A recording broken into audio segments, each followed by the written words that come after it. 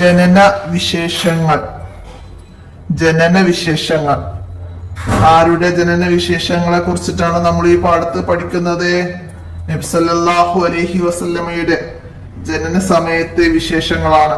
അപ്പൊ നമുക്ക് പാഠം മനസ്സിലാക്കാം, പാഠത്തിലേക്ക് കടക്കാം. ബിസ്മില്ലാഹിർ റഹ്മാനിർ റഹീം. നേരം പുലർന്നു, മക്കാ നിവാസികൾ ഉണർന്നു. പതിവ് പോലെ ചിലർ വിഗ്രഹ പൂജക്കായി ആരാധനാലയത്തിലെത്തി. കവാടം തുറന്നു. എന്താണ് ഈ കാണുന്നത്? നാം ആരാധിക്കുന്ന വിഗ്രഹങ്ങൾ തലകുത്തി താഴെ വീണു കിടക്കുന്നു. ആ കാഴ്ച കണ്ട് അവർക്ക് അത്ഭുതവും സങ്കടവും വന്നു. മക്കക്കാർ ദൈവങ്ങളായി പൂജിക്കുന്ന പ്രതിമകൾ തലകുത്തി വീണു കിടക്കുന്ന വാർത്ത കാട്ടുതീ പോലെ പരന്നു.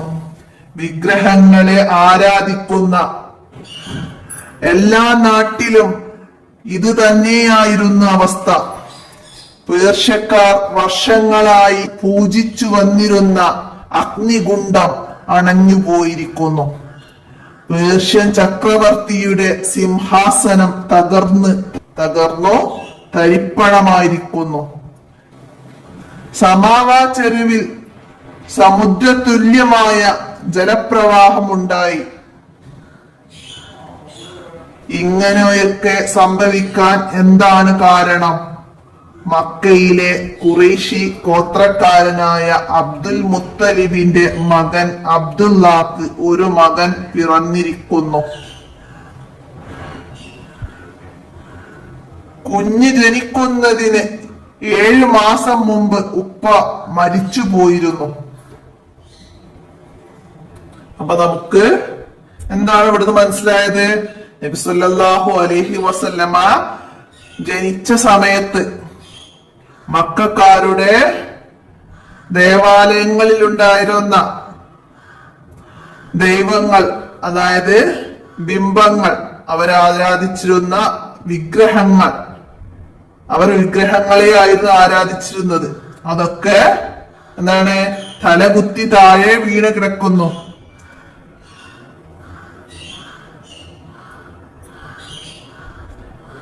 വിഗ്രഹങ്ങളെ ആരാധിച്ചിരുന്ന എല്ലാ നാട്ടിലും ഇത് തന്നെയായിരുന്ന അവസ്ഥ. അതുപോലെ പേർഷ്യക്കാർ വർഷങ്ങളായി പൂജിച്ചു വന്നിരുന്ന അഗ്നികുണ്ഡം, ഒരു തീ കത്തിക്കൊണ്ടിരുന്ന ഒരു കുഴി, അതിനാണ് അഗ്നികുണ്ഡം എന്ന് പറയുന്നത്. ആ അഗ്നികുണ്ഡം അണഞ്ഞുപോയി. എന്നും കത്തിക്കൊണ്ടിരുന്ന ആ അഗ്നികുണ്ഡം അണഞ്ഞുപോയി, അതായത് കെട്ടുപോയി. വർഷങ്ങളായിട്ട് അവരത് അണയാതെ കത്തിച്ചു കൊണ്ടിരുന്ന ഒരു അഗ്നികുണ്ഡമായിരുന്നു അത്. നബി സല്ലല്ലാഹു അലൈഹി വസല്ലമ ജനിച്ച ആ സമയം അത് അണഞ്ഞുപോയി. പേർഷ്യൻ ചക്രവർത്തിയുടെ സിംഹാസനം തകർന്നു തരിപ്പണമായിരിക്കുന്നു. സിംഹാസനം തകർന്നു പോയിരിക്കുന്നു. സമാവാ ചെരുവിൽ സമുദ്രതുല്യമായ ജലപ്രവാഹവും ഉണ്ടായിരിക്കുന്നു. സമുദ്രതുല്യമായ ജലപ്രവാഹം. സമാവാ ചെരുവ് ഒരു താഴ്വരയാണ്, അവിടെ സമുദ്രതുല്യമായ ജലപ്രവാഹം ഉണ്ടായിരിക്കുന്നു. ഇങ്ങനെയൊക്കെ സംഭവിക്കാൻ എന്താണ് കാരണം? മക്കയിലെ ഖുറൈശ് ഗോത്രക്കാരനായ അബ്ദുൽ മുത്തലിബിന്റെ മകൻ അബ്ദുല്ലാക്ക് ഒരു മകൻ പിറന്നിരിക്കുന്നു. കുഞ്ഞ് ജനിക്കുന്നതിന്റെ 7 മാസം മുമ്പ് ഉപ്പ മരിച്ചു പോയിരുന്നു. ബനൂ സുഹ്റ ഗോത്രക്കാരനായ വഹബിന്റെ മകൾ ആമിന ബീവിയാണ് കുഞ്ഞിന്റെ മാതാവ്. ബനൂ സുഹ്റ മാതാവ് ആരാണ്? നബി സല്ലല്ലാഹു അലൈഹി വസല്ലമയുടെ മാതാവ് ആരാണ്? ബനൂ സുഹ്റ ഗോത്രക്കാരനായ വഹബിന്റെ മകൾ. ആമിന ബീവിയുടെ പിതാവിന്റെ പേരെന്ത്? വഹബ്. ഏത് ഗോത്രക്കാരായിരുന്നു ആമിന ബീവി? ബനൂ സുഹ്റ ഗോത്രക്കാരായിരുന്നു. വഹബിന്റെ മകളാണ് ആമിന ബീവി. ആമിന ബീവിയാണ് കുഞ്ഞിന്റെ മാതാവ്. AD 571. അപ്പോ അറബി നമ്പേഴ്സ് ഒക്കെ എല്ലാരും മനസ്സിലാക്കുക. മനസ്സിലാവാത്തവർ അവിടെ നിന്ന് എഴുതി വെക്കുക. 571 571 AD 571 ഏപ്രിൽ 21 റബീഉൽ അവ്വൽ 12 തിങ്കളാഴ്ച പ്രഭാതത്തോട് അടുത്ത സമയത്താണ് ആ കുഞ്ഞ് ജനിച്ചത്. നബി സല്ലല്ലാഹു അലൈഹി വസല്ലമ ജനിച്ചത് എന്ന്, എപ്പോൾ, സമയം, വർഷം, ദിവസം, മാസം ഒക്കെ പറയുന്നു.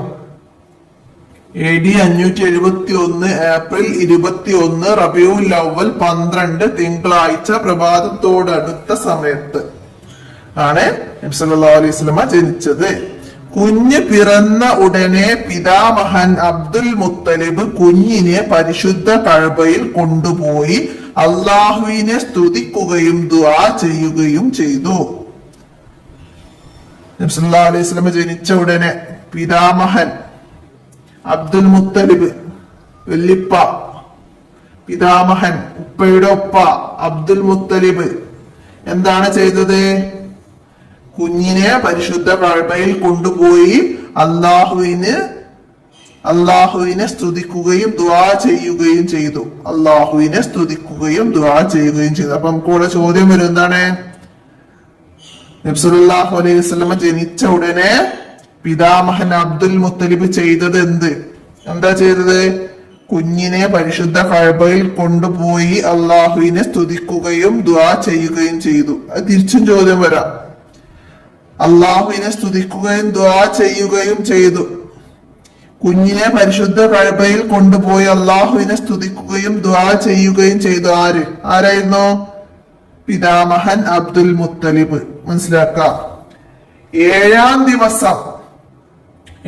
ദിവസം അക്കീക്ക അറുക്കുകയും മുഹമ്മദ് എന്ന് പേരിടുകയും ഖുറൈശികളെ വിളിച്ച് സദ്യ നൽകുകയും ചെയ്തു.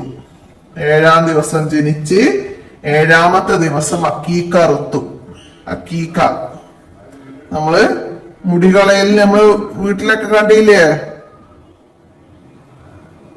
പോത്തിനെ ആടിനൊക്കെ അറുക്കുന്നത്, അതിനാണ് അക്കീക്ക എന്ന് പറയുക. അക്കീക്ക അറുക്കുകയും മുഹമ്മദ് എന്ന് പേരിടുകയും ഖുറൈശികളെ വിളിച്ച് സദ്യ നൽകുകയും ചെയ്തു. നബി സല്ലല്ലാഹു അലൈഹി വസല്ലമ ജനിച്ച 7-ാം ദിവസം എന്തു ചെയ്തു? ജനനത്തിന്റെ 7-ാം ദിവസം എന്ത് ചെയ്തു? അക്കീക്ക അറുക്കുകയും മുഹമ്മദ് എന്ന് പേരിടുകയും ഖുറൈശികളെ വിളിച്ച് സദ്യ നൽകുകയും ചെയ്തു.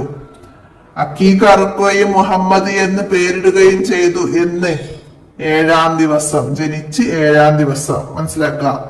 ഈ കുഞ്ഞാണ് അന്ത്യപ്രവാചകരായ മുഹമ്മദ് നബി സല്ലല്ലാഹു അലൈഹി വസല്ലമ തങ്ങൾ.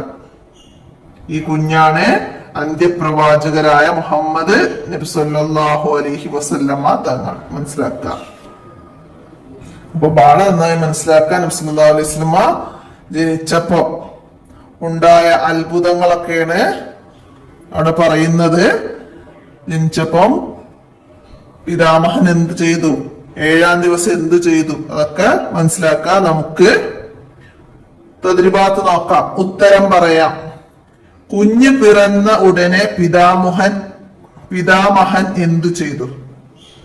കുഞ്ഞ് പിറന്ന ഉടനെ പിതാമഹൻ എന്തു ചെയ്തു? എന്താ ചെയ്തത്? പിതാമഹൻ അബ്ദുൽ മുത്തലിബ് കുഞ്ഞിനെ പരിശുദ്ധ കഅബയിൽ കൊണ്ടുപോയി അള്ളാഹുവിനെ സ്തുതിക്കുകയും ദുആ ചെയ്യുകയും ചെയ്തു. അടയാളപ്പെടുത്തി വെച്ചിട്ട് എഴുതുക. 1-ാമത്തെ ചോദ്യത്തിന്റെ ഉത്തരം. അടുത്ത ചോദ്യം എന്താണ്? വിഗ്രഹങ്ങൾ തലകുത്തി വീണത് എപ്പോൾ? വിഗ്രഹങ്ങൾ തലകുത്തി വീണത് എപ്പോഴാണ്? അപ്പൊ എന്താണ് അതിന്റെ ആൻസർ? എന്താ എഴുതുക? വിഗ്രഹങ്ങൾ തലകുത്തി വീണത് എപ്പോൾ വെച്ചാൽ നബി തങ്ങളുടെ ജനന സമയത്ത്. നബി തങ്ങളുടെ ജനന സമയത്താണ് വിഗ്രഹങ്ങൾ തലകുത്തി വീണത്. അപ്പൊ അത് മനസ്സിലാക്കി എഴുതണം. സല്ലല്ലാഹു അലൈഹി വസല്ലമ തങ്ങളുടെ ജനന സമയത്താണ് വിഗ്രഹങ്ങൾ തലകുത്തി വീണത് എന്ന് എഴുതാം. അടുത്ത എന്താണ്? നബി തങ്ങളുടെ ജനന സമയം പേർഷ്യയിൽ ഉണ്ടായ അത്ഭുതങ്ങൾ എന്തൊക്കെയാണ് പേർഷ്യയിൽ ഉണ്ടായിരുന്നത്? പേർഷ്യക്കാർ വർഷങ്ങളായി പൂജിച്ചു വന്നിരുന്ന അഗ്നികുണ്ഡം അണഞ്ഞുപോയി. പേർഷ്യൻ ചക്രവർത്തിയുടെ സിംഹാസനം തകർന്നു തരിപ്പണമായിരിക്കുന്നു. അപ്പൊ ഇതൊക്കെ നബി സല്ലല്ലാഹു അലൈഹി വസല്ലമ തങ്ങളുടെ ജനന സമയത്ത് പേർഷ്യയിലുണ്ടായ അത്ഭുതങ്ങളാണ്. അപ്പൊ അത് എഴുതുക. അടുത്തവിടെ ചേർത്ത് എഴുതാനാണ്. ബനു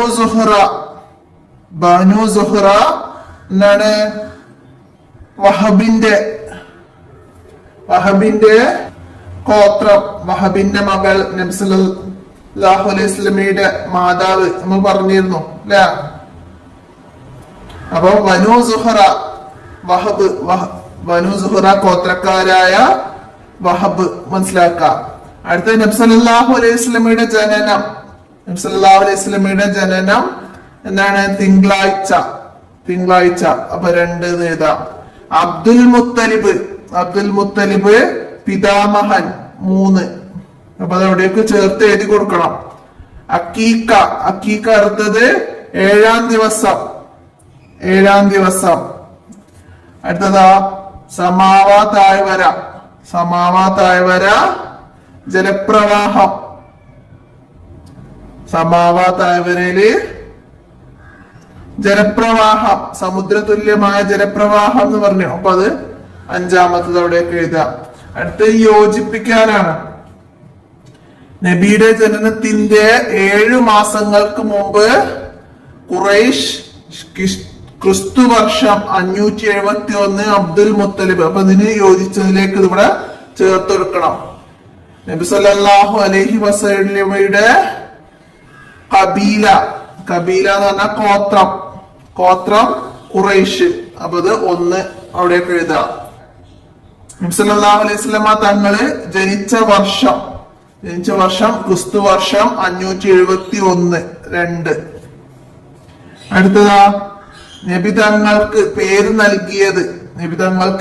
നൽകിയത്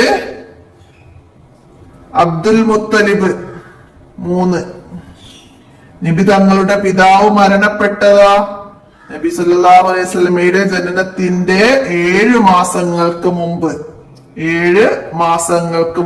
4-ാമത്തത് ഗർഭത്തിൽ 2 മാസം പ്രായമുള്ളപ്പോഴാണ്. നബി സല്ലല്ലാഹു അലൈഹി വസല്ലമ ഗർഭത്തിൽ 2 മാസം പ്രായമുള്ളപ്പോഴാണ് നബി സല്ലല്ലാഹു അലൈഹി വസല്ലമയുടെ പിതാവ് അബ്ദുള്ള എന്നവര് വഫാത്തായത്. അപ്പൊ ഇവിടെ നബിജനങ്ങളുടെ ജനനത്തിന്റെ 7 മാസങ്ങൾക്ക് മുമ്പ് എന്ന് കൊടുത്തിട്ടുണ്ട്. മനസ്സിലാക്കുക. അടുത്ത എന്താണ്? ഉസ്താദിനോട് ചോദിച്ചറിയാം. എന്താണ്? നബി സല്ലല്ലാഹു അലൈഹി വസല്ലമയുടെ ജനനത്തിന്റെ എത്രാം വർഷത്തിലാണ് നാം നിലകൊള്ളുന്നത്? ഈ വർഷം നമ്മള് നബി സല്ലല്ലാഹു അലൈഹി വസല്ലമയുടെ ജന്മദിനം റബീഉൽ അവൽ 12-ന് കൊണ്ടാടിയിരുന്നു. അത് എത്രാം വർഷമാണ് എന്നാണ്. അപ്പോ 2025 നമ്മള് 1500-ാം ജന്മദിനമാണ്. നബി സല്ലല്ലാഹു അലൈഹി വസല്ലമയുടെ 1500-ാം ജന്മദിനത്തിലാണ് നാം നിലകൊള്ളുന്നത്. നബി സല്ലല്ലാഹു അലൈഹി വസല്ലമയുടെ 1500-ാം ജന്മദിനത്തിലാണ്. അപ്പൊ അത് മനസ്സിലാക്കാം. അടുത്തത് എന്താണ്? ഇത് ക്രിസ്തുവർഷം ഏതാകുന്നു? നബി സല്ലല്ലാഹു അലൈഹി വസല്ലമ ജനിച്ചത് ക്രിസ്തുവർഷം ഏതായിരുന്നു? AD 571. AD 571-ലാണ് നബി സല്ലല്ലാഹു അലൈഹി വസല്ലമ ജനിച്ചത്. ക്രിസ്തുവർഷം 571 ഇവിടെ പറയുന്നുണ്ട്. അപ്പൊ അത് അവിടെയൊക്കെ എഴുതുക.